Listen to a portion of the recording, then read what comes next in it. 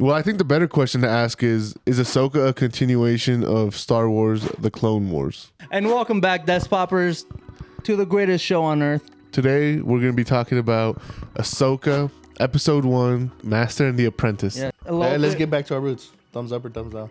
For the episode? For the episode, I'm going to give it a little thumbs down. I'm in the middle. I'm giving it a middle. I'm going to give it a middle. And the reason I give it that is because, Talk to him. you know, kind of what we were talking about. I think if you didn't watch Star Wars Rebels or the Clone Wars, you're not going to understand Episode 1 completely. Because it's the way they established it. It was like they assume you already know everybody, like off the rip. Off Well, rip. man, it's always like Yeah. that. I feel like the Master and the Apprentice had a double meaning. Double meaning. What's double entendre? Is that the same thing as double meaning? I thought it was. I thought- But I know what you're I know what you're trying to put down. No, I know what you mean. I think the title was referring to the in both ways. In one way it was referring to The bad and the good. the bad and the good. Skull and Hottie, and then Hottie, and Ahsoka then- and Sabine. Pose the question: is this a continuation of the Clone Wars? I feel like if you look at this episode, there's a lot of callbacks to Phantom Menace, to Rogue One, to like the Clone Wars, all that kind of. Dave Filoni just had like a bunch of like scenes that pretty much imitated a lot of. And that's kind of what I was, what I just said. I think that if you didn't watch that previous stuff, then Episode 1 you might be a little lost. Because we pretty much get the introduction of Hottie and Skull, or Skull and Hottie, since the same way Qui-Gon and Obi-Wan came into Phantom Menace. Yeah, where they both. Like we saw the color of their lightsabers, and they were orange. Dude, I thought they were red. One of them was red, wasn't it? One was orange.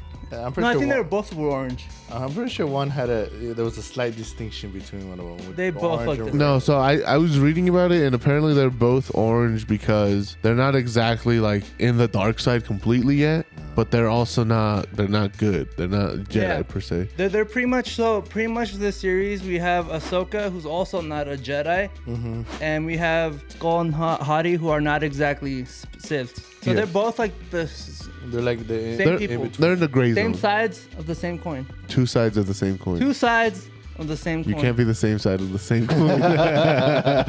But just a quick little recap for anybody who doesn't know who Ahsoka is. She was the Padawan to Anakin Skywalker, and she was I don't want to say exiled, because I guess she left on her own accord, but she left the Jedi. She was accused of a bombing in the temple, so she leaves the Jedi Order behind as a Padawan, and I guess now they kind of established that she is a Jedi Knight. And then she pretty much comes back in Rebels. She helps out the Ghost crew in the Rebels fight against the Empire. She meets up with Ezra, Sabine. So they're all part of the Ghost crew that help out the Rebels. And she comes in later in Rebel season to help out Ezra and all that. And that's pretty much the driving force of the season, it seems like. So we meet up with Ahsoka. She's grabbing a map to find Thrawn. Yeah. I like that whole little scene. It gave me like Indiana Jones vibes. Yeah. It was a little dark. Like the scene overall? Yeah. Or I like found it a little dark. the tone? No. That's like There's the scene. Oh, the the scene was scene. dark. Yeah. And I felt like I've seen a lot of shows that have that issue where it's like they're always in night. And I get it because CGI. It wasn't really night. Well, I guess it was, but Well, because they were inside- inside the cave, inside so the it was cave. dark. They could have thrown us some torches. Well, I guess a lot of people actually didn't like the special effects in this episode. I was reading about it on Twitter. Somebody was talking about how they didn't like how her lightsabers blended in with the sky in that scene. Did you like that robot? Do you think? Yeah, he's funny. I think he adds a lot of comedic relief. Her to partner. Yeah, her partner. Yeah. It seems like this one has a little bit of a personality. Yeah. Just like the way it talks. like Well- CP3O. When she said, she's like, you were supposed to have my back, and then he was like, no, that's a Padawan's job. Yeah. Yeah, He kind of like threw shade at her. Like, Well, yeah, I feel like he's been doing. I feel like if we like watched the series before like it happened, I bet he's been making those comments like, "Bro, just go back with Sabine, like, yeah. patch up that relationship. What are you doing, my boy?" And I think Ahsoka's just scared because she had a bad relationship with her master, and she just doesn't want her Padawan to turn into the most evilest person in the universe. Like. Well, I mean, she even talks about like she's the one that like runs away. Yeah. Or walks away. I guess. Yeah. She has abandonment issues. She's the one that abandons them. Yeah. She is. No, she is. I preach, baby. I think you can still have abandonment issues if you're the one who leaves. That don't make sense. I said I think. I'm not. Yeah, because you're always running away, so you want to abandon people because you've been abandoned your whole life. What are the odds that your master is Anakin Skywalker? Like, how shitty does your luck have to be? And like you must feel like it's somewhat your fault since she left right before it happened. Though, okay, so here's my only problem with like this show, right? The main problem that we might talk about like throughout the season is that where the hell was Sabine? Where the fuck was Ahsoka? Where the hell are all these Jedi people in The Disney trilogy. Yeah, where the hell are they? They're chilling.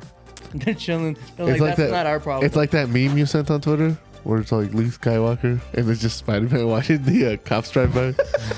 Yeah, where's Luke Skywalker during this whole thing, huh? There is a little theory or Easter egg that Thrawn is not in this universe. Oh no. Yeah, no, so I don't know if you know this. In Rebels, they played with the idea of this place in between time. So that's where Ahsoka went for a bit, and Ezra too, I believe. No, that's where Ezra went, and then he pulled in Ahsoka. Yes. Because she was fighting against Darth Vader. I think this show is gonna lean into like witchcraft a little bit because that's it. you kind of see it in the temple that she breaks into for the star map. You see like I don't want to call them hieroglyphics. I guess like the pictures up on the wall with the golden orb, The ancient writings. Yeah. I think you Well, can call don't they call that one lady? They call her a witch. the lady that they I helped guess break out. Yeah. Well, I was watching New Rockstar's video like breakdown. Shout out New Rockstars. We love you guys. They were talking about how these witches are like some of the most powerful beings in the universe. Yeah. Like they rival force wielders, apparently. Oh shit. Well, I think it's just different types of manipulation of the Force. I think that's pretty much what it comes down to. Like the Jedi have a different type of manipulation with the Force, or like usage of the Force, and I think these witches as well use the Force, but in different ways. Different ways. That makes sense. Like even different than like the dark side, the way they wield them. Yes, I think they're I think people call it witchcraft. You know how like we would consider things magic if we got introduced to technology back in the 5th century. You I know? see, yeah, So like people are like, oh, this is witchcraft, but it's not. Like they know about the Jedi. They're and just the more Sith. advanced. Do you think the witches are more advanced than the Jedi and the Sith and the Force? Pretty much. They probably got like old. It's probably like way back when, So Yeah, I think so too. They've probably been around, much longer. I think so too. I think they just have a more advanced understanding of the. Yeah, I get what you guys are putting down. Okay. Dude, we need something where he picks up, so that way we know he's picking up what we're putting down. Yeah, I'm gonna put something down, and he picks it up, and if he doesn't pick it up, then I'm like, oh, he's not He's understanding. not understanding. He a little dumb. No sabo. No sabo. He's a little slow. Do you think the witches are from that place that Ezra went to? No, they're they have man, you didn't watch Rebels. It's okay, I didn't watch Rebels either. No, they're introduced in Rebels, so Ahsoka and or Clone Wars. Do you think you're gonna enjoy these villains? Like, Like you mean these two exiled Jedi? Yeah, I feel like they're just prepping us for what's to come. I don't think we're gonna get them all season. I think we'll get them up to like episode 3 or 4. and then like they get killed off by Thrawn or something, or what? Maybe not killed off, but like pushed aside, or they go off and do something else. Okay. I see you. And then the final part of this episode, we pretty much get Sabine versus Hottie. I don't like her hair. You don't like her hair? Why? The long red hair. Red, orange, blue, red. Like the whole color of it? Yeah, no, I don't like any of it. I thought it looked pretty good. Yeah, I don't care. And I'm not just saying that because I'm horny. It don't fit her. Yeah, that fight, what do you think about it? Yeah, it's a good fight. I really enjoyed it. Sabine really has some work to do with the lightsaber, but that's Ahsoka's fault for not helping her out. I mean, she could be practicing on her own. She No, could be but as an apprentice, as a Padawan, bro, you don't have that wealth of knowledge. Yeah. Especially in this era where the ways of the Jedi have been lost for at least 50 years at this point. Yeah. It's true. Like if you think about it, the only person she has to lean on is Ahsoka, because the Jedi are practically extinct at this point. Or Luke. Luke is like, What the fuck is Luke? he's off somewhere with Grogu, just vibing. Vibe. Vibing. Hey, they said she was a Mandalorian. She is. So that whole the oh my god, that's crazy. Yeah, she is. So she actually wielded the Darksaber in Rebels. Oh. Yeah. Yes, and then she gave it I should to probably watch the show. Bo-Katan. And then Bo-Katan lost it, obviously. If you watch, just off note, if you watch Rebels and Clone Wars, it's like hundreds and hundreds of episodes. I think it's like 300 or 400 episodes. But Ahsoka does have like important episodes to watch, so I mean, you can just watch those and just, Yeah, like, if you Google like what episodes to watch for Ahsoka, it'll tell you. yeah, especially the last episode, because pretty much it shows you Ezra and Thrawn. Ezra pretty much sacrificing himself and taking Thrawn off planet and off the universe, I guess. Wait, what were you gonna say? What were you gonna bring up? And then Sabine gets a good old angel. Oh. No, she gets one of those. Yeah, one of those. one of those. A lot of people were mad because that's like how Qui-Gon died. Yeah. But Qui-Gon actually died. So people are like, why the fuck? Like, how did Sabine survive? And this is like Because it just 70 years after that? It just got her fat. A lot of people, none of the organs. Well, a lot of people just say it's down to the technology.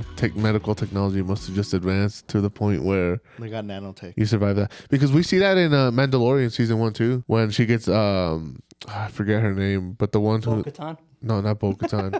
The the bounty hunter Oh. that was with Boba Fett. Oh, I know who you're talking about. She gets shot in the gut, and then her guts get replaced by Cybernetics. Yeah, cybernetic. So we've already seen it before. Yeah, we have.